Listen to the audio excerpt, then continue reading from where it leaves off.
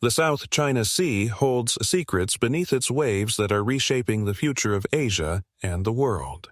Spanning 3.5 million square kilometers, these waters contain an estimated 11 billion barrels of oil and 190 trillion cubic feet of natural gas, resources that have ignited one of the most complex territorial disputes in modern history. Satellite imagery reveals China's remarkable transformation of submerged reefs into artificial islands, engineering feats that showcase humanity's ability to reshape geography itself.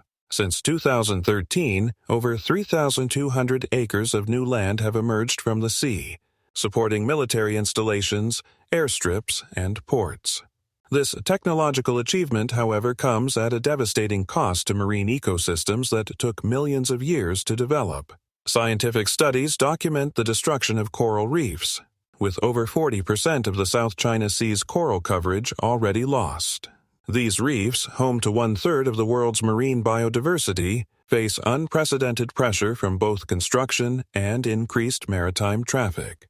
Marine biologists have identified more than 500 species of reef-building corals and 2,500 fish species whose habitats are now under threat. The economic data presents a stark reality. Short-term resource extraction could generate billions in revenue, but the long-term cost to fisheries, currently supporting over 3.7 million people, could be catastrophic.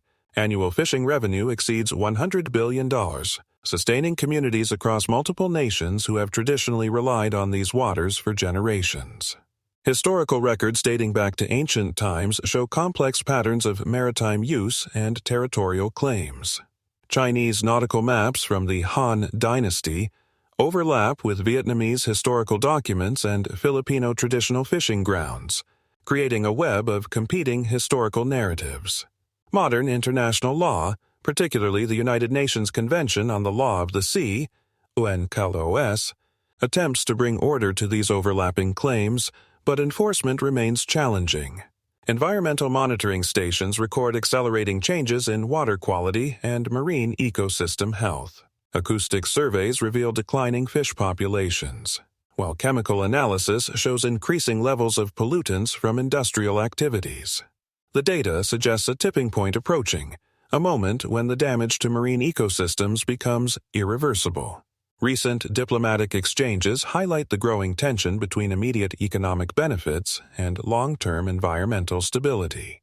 Military analysts report increased naval presence, with over 280 recorded incidents of close encounters between vessels in 2022 alone.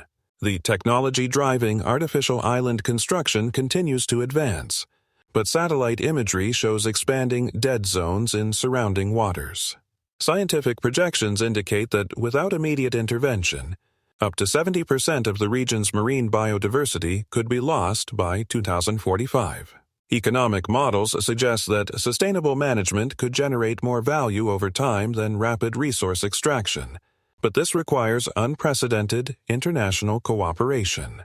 The question facing nations bordering the South China Sea transcends immediate territorial gains. It challenges our understanding of progress itself, whether true innovation lies in our ability to extract resources or in our capacity to preserve and sustain complex marine ecosystems for future generations. The data is clear. Decisions made today will determine not just regional stability, but the ecological future of one of Earth's most vital marine environments.